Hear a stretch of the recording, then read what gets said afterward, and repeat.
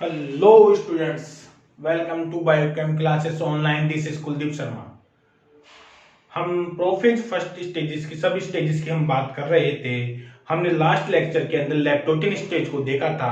हम leptotene stage के आगे हम जाइगोटिन पेकाइटिन वगैरह स्टेजेस को हम देखेंगे इस लेक्चर के दौरान, और हम उनके इवेंट्स वगैरह जो सेल में जो जो इवेंट्स होते हैं उनकी बात करेंगे।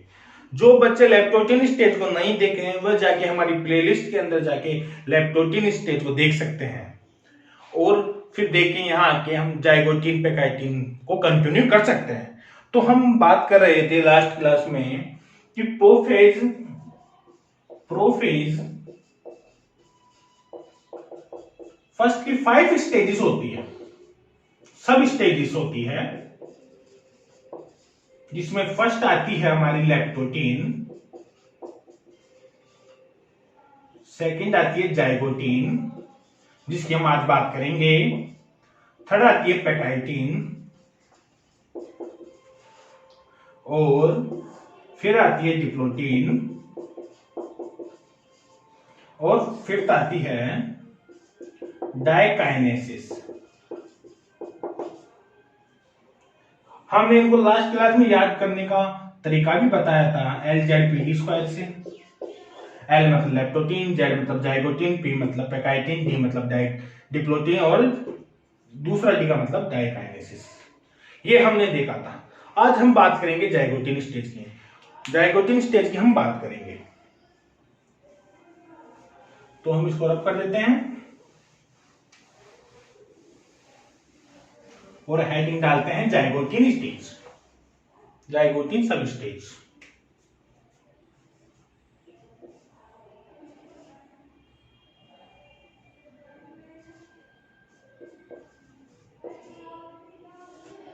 हम जाइगोटिन स्टेज की बात करेंगे। तो जाइगोटिन स्टेज को हम पेयर्ड थ्रेड स्टेज भी बोलते हैं। क्या बोलते हैं? आल्सो कॉल्ड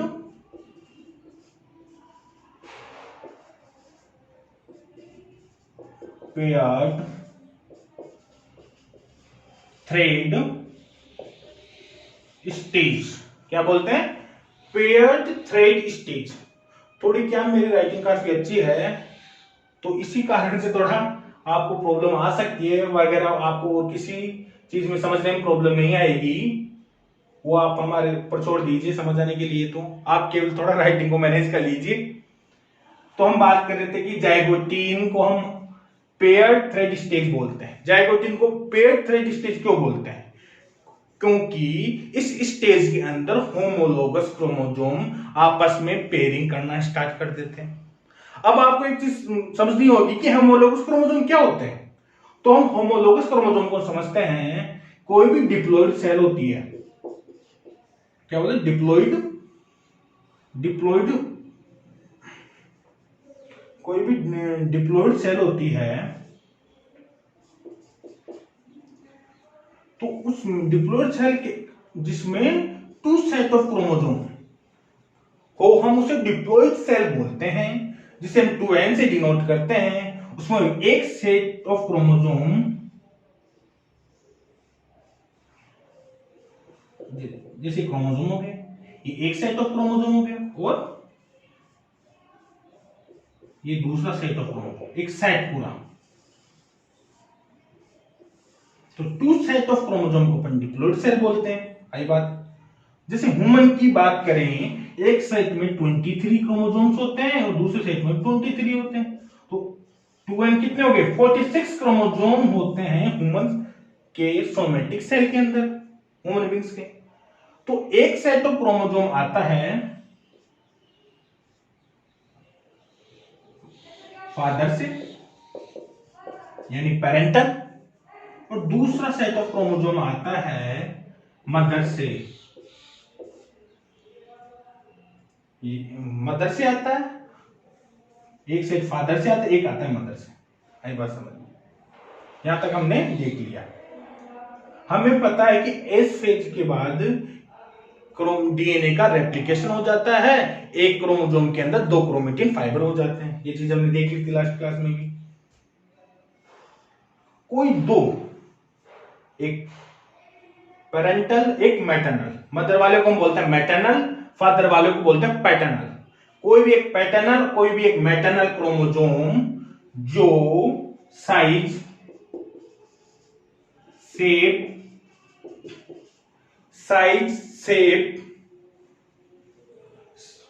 और स्ट्रक्चर, शेप की जगह अपन फॉर्म भी बोल सकते हैं, साइज, फॉर्म और स्ट्रक्चर में कोई भी दो आमने सामने के, एक पैरेंटल और एक मैटरनल, पैरेंटल एक मैटरनल क्रोमोसोम सिमिलर हो, हम उनको क्या बोलते हैं? Homologous chromosomes. क्या बोलते हैं? Homologous chromosomes. आई बात। और रही दूसरी बात, जैसे हम इसको सामने लिख देते हैं, ये हो गया मैटरनल, ये हो गया पैटर्नल। अब हमें पता है कि एस पेज में डीएनए का रेप्लिकेशन हो जाता है, डीएनए डबल हो जाता है, एक क्रोमोसोम में 2 क्रोमेटिड फाइबर हो जाते हैं, ये क्रोमेटिड फाइबर, ये क्रोमेटिड फाइबर। तो एक क्रोमोसोम के अंदर दोनों क्रोमेटिड फाइबर को हम क्या बोलते हैं? Sister chromatid. क्या बोलते हैं? Sister chromatids. आई बात समझ में? और पैटर्नल और मैटर्नल के क्रोमेटिड फाइबर को बोलते हैं non sister chromatids.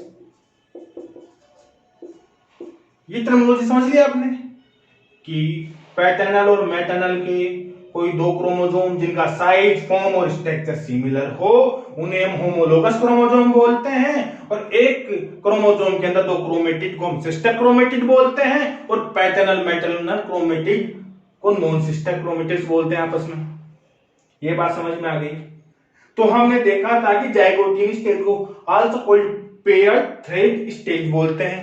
Paired thread stage क्यों बोलते हैं? इस स्टेज के अंदर दोनों होमोलोगस क्रोमोसोम जो पैटर्न मैटर्नल से आए थे, वे आपस में side by side and lateral axis से पेयरिंग करना स्टार्ट करते हैं, यानी पेयरिंग करना स्टार्ट कर देते हैं और पेयर्ड हो जाते हैं, और इसी को हम बोलते हैं सिनेप्सिस। इसी की वजह से सिनेप्टोनोमल कॉम्प्लेक्स बनता है। सिनेप्टोनोमल कॉम्प्लेक्स इन दोनों क्रोमोसोम को स्टेबलाइज करता है क्रॉसिंग ओवर तक। ये स्टेज का ओवरऑल व्यू हमने देख लिया। स्टेज में क्या क्या होते हैं, हम एक एक पॉइंट को डिटेक्ट करते हैं टू द लाइन और बाय सीक्वेंस।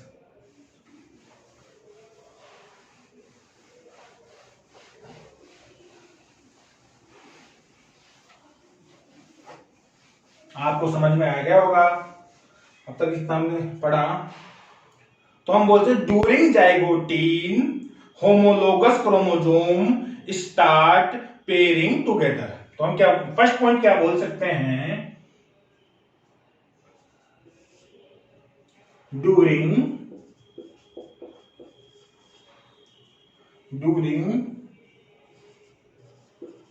जाइगोटीन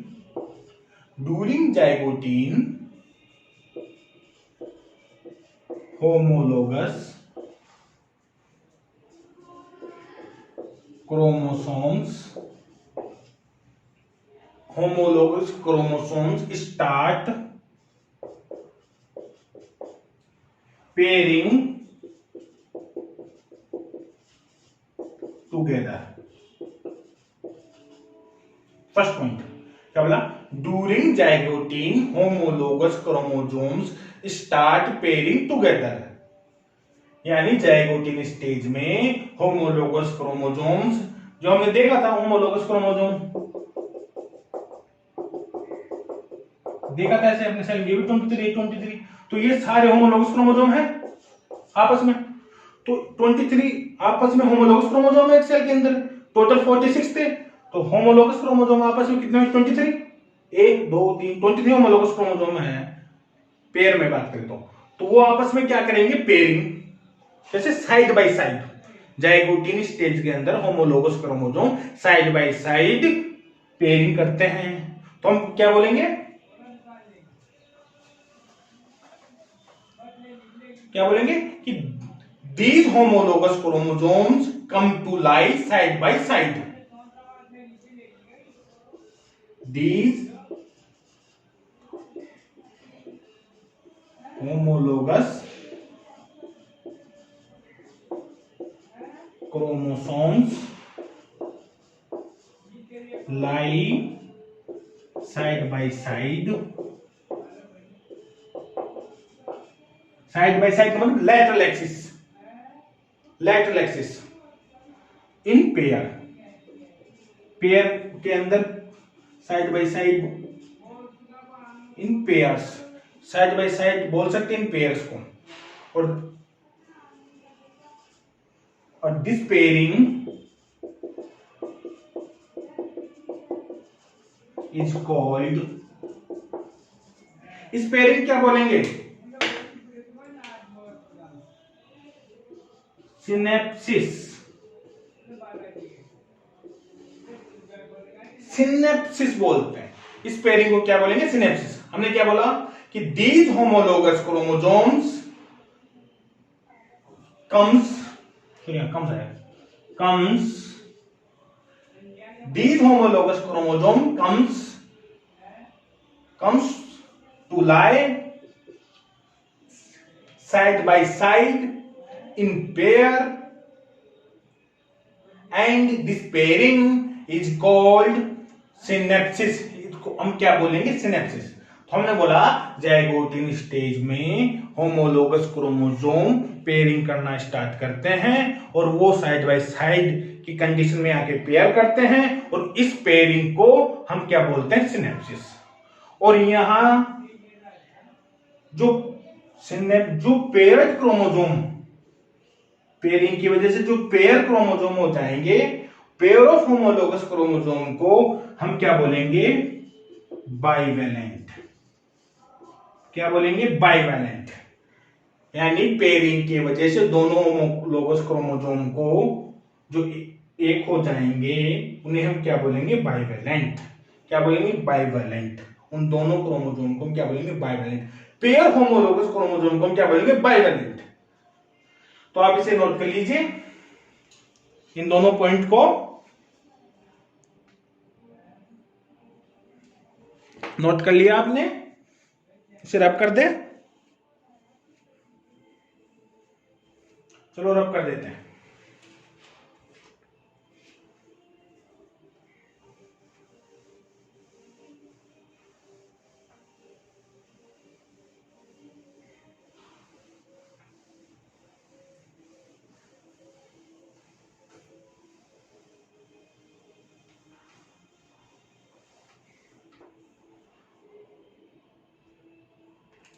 तो हमने क्या बोला,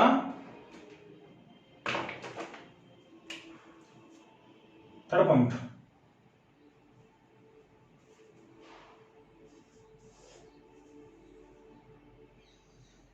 पेयर ऑफ, यानी जो पेयरिंग के बाद जो क्रोमोसोम हुए वो पेयर हो गए, पेयर हो गए तो हम उन्हें क्या बोलेंगे, बाइवेलेंट। पेयर्स है, pairs of homologous chromosomes are known as bivalent। क्या बोलेंगे, बाइवेलेंट। क्या बोलेंगे बेटा जी, बाइवेलेंट। बाइवेलेंट बोलेंगे, बाइवेलेंस, बाइवेलेंट, बाइवेलेंट। आई बात समझ में। जब पेयरिंग के दौरान पूरी lateral axis of homologous chromosome जब पेयर्ड हो जाती है तो एक कॉम्प्लेक्स बनाती है, उसे हम बोलते हैं सिनेप्टोनेमल कॉम्प्लेक्स। तो हम बोल सकते हैं when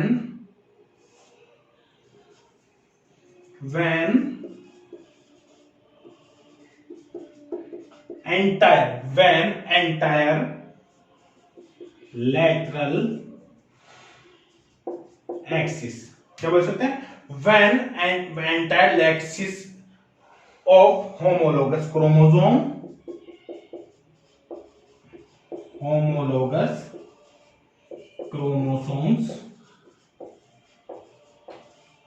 क्या बोल सकते हैं, when entire, एक minute, when entire lateral axis of homologous chromosome is paired हो जाएगी, and the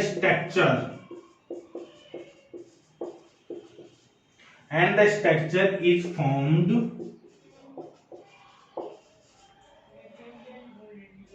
is called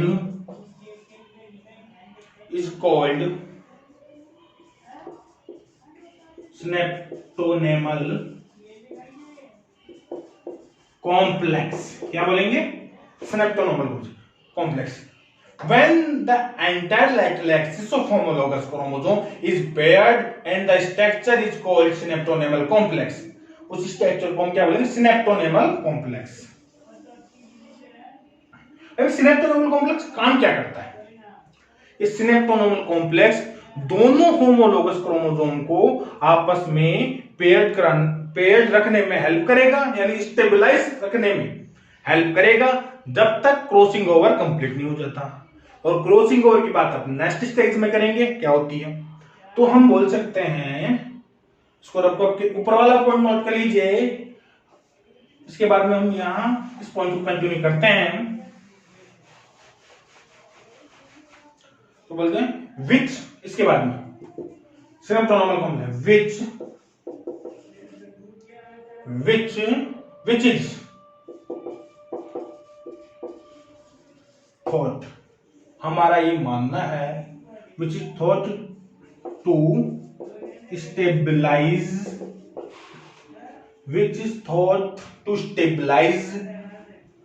the two homologous chromosomes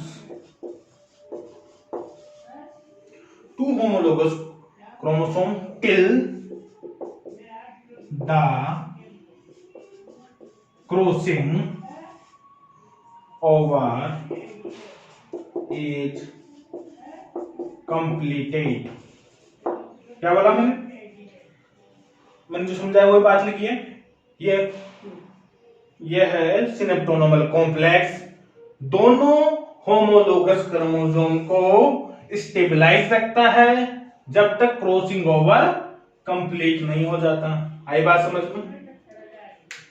ये हमने देखा है कि स्टेज में पेयरिंग स्टार्ट होती है, पेयरिंग लेटरल वाइज होती है, और पेयर्ड होमोलोगस क्रोमोसोम को बाइवेलेंट बोलते हैं. जब पूरी लेटरल एक्सिस पेयर्ड हो जाती है तब एक कॉम्प्लेक्स बनता है, उसे सिनेप्टोनोमल कॉम्प्लेक्स बोलते हैं. और सिनेप्टोनोमल कॉम्प्लेक्स का काम क्या होता है कि वह दोनों होमोलोगस क्रोमोसोम को स्टेबलाइज रखता है जब तक क्रॉसिंग ओवर कंप्लीट नहीं हो जाता है.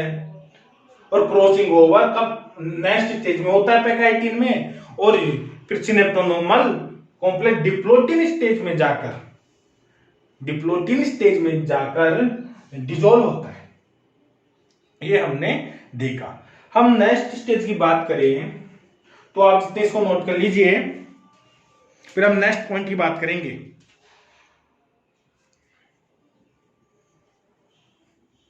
कर लिया नोट?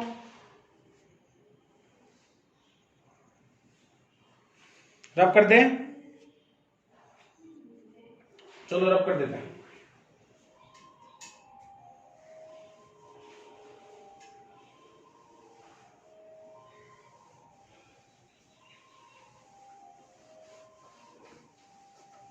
तो हमने इसके 4 पॉइंट देख लिए.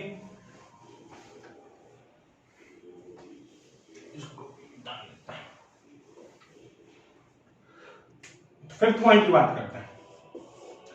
पैकाइटिन में कंडेंसेशन स्टार्ट हुआ था क्रोमोसोम का, यानी क्रोमेटिन रेक्टिकुलम से. तो जाइगोटिन स्टेज के अंदर भी कंडेंसेशन कंटिन्यू रहता है, चलता रहता है. तो हम बोलेंगे द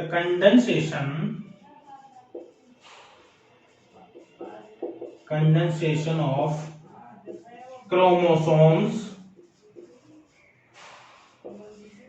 remains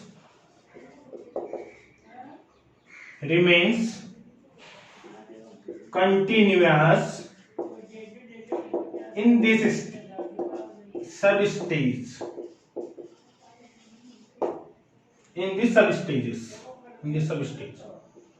आई बात समझ में कि condensation of chromosome remains continuous in this substage, इस सबस्टेज में भी कंडेंसेशन ऑफ क्रोमोसोम कंटिन्यू रहता है। अब कोई आपसे ये पूछ ले कि सर जाइगोटिन स्टेज में होमोलोगस क्रोमोसोम पेयर क्यों होते हैं? चलो पेयरिंग तो होती है, हमने मान लिया, लेकिन पेयर क्यों होते हैं ये बताइए सर। तो बेटा जी थोड़ा हाई लेवल का पॉइंट है, ये आपसे कोई पूछे तब बताना कि पेयरिंग क्यों होती है। तो अब हम बात करें पेयरिंग की, हमें पता है कि एस फेज के अंदर डीएनए का रेप्लिकेशन होता है, डीएनए सिंगल से डबल हो जाता है एक क्रोमोसोम के अंदर, बट 0.3 से 0.4% डीएनए जो एस फेज में रेप्लिकेट होता है, लेकिन ये 0.3 से 0.4% डीएनए रेप्लिकेट नहीं हो पाता, रेप्लिकेट ही नहीं हो पाता। उस डीएनए को हम क्या बोलते हैं? Zig DNA.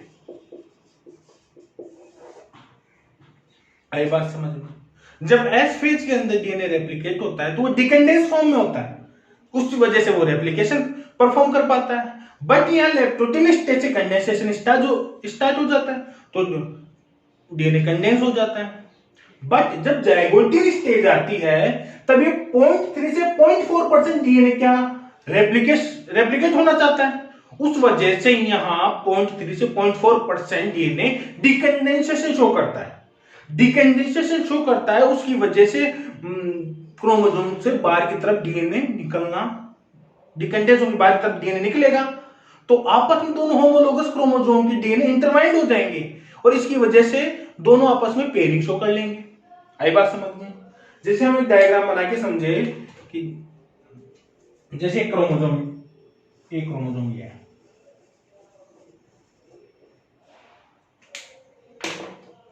और ये क्रोमोसोम है, ये इसका सेंट्रल पार्ट, इसे बोलते हैं हम सेंट्रोसोम।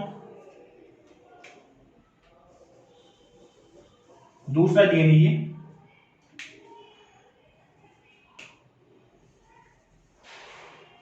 दोनों होमोलोगस क्रोमोसोम आपस में। जब जाइगोटी में 0.3 से 0.4% डीएनए डिकंडेंस होगा तो ये ऐसे बाहर की तरफ निकलने लग जाएंगे थ्रेड्स। अभी आपस में थ्रेड है, ये जब पास में आएंगे तो ये ऐसे इंटरवाइंड हो जाएंगे और इसी की वजह से हमें पेयरिंग देखने को मिलेगी। That's point. आई बात समझ में? तो आप इसको देख लीजिए, हम इस पॉइंट को नोट करते हैं।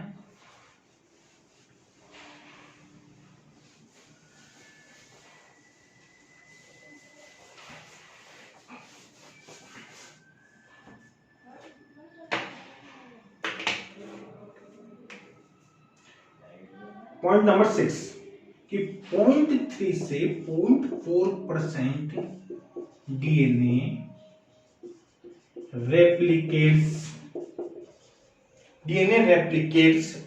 इन जाइगोटी।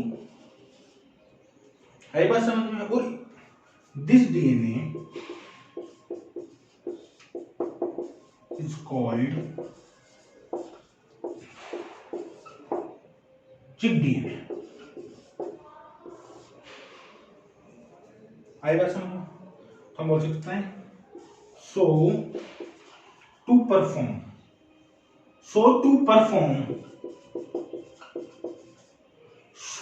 perform replication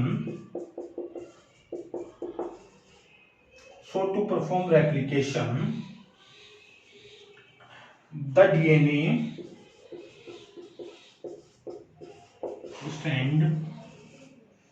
DNA strand are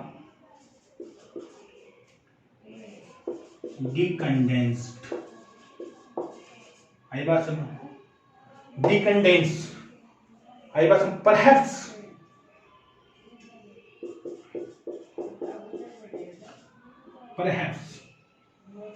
इसकी वजह से हमें पेयरिंग देखने को मिलेगी. Perhaps this event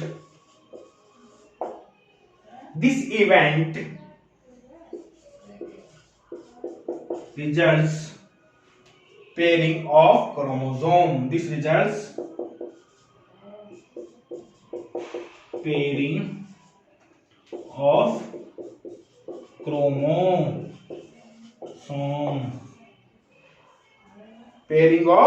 chromosome. आप इस पॉइंट को नोट कीजिए. 0.3 से 0.4% डीएनए रेप्लिकेट करता है जाइगोटिन स्टेज में, जिसकी इस डीएनए को डीएनए बोलते हैं. और इसी के कारण रेप्लिकेशन की वजह से डीएनए स्ट्रैंड डिकंडेंस हो जाता है. इसी इवेंट की वजह से पेयरिंग ऑफ डीएनए हमें देखने को मिलता है.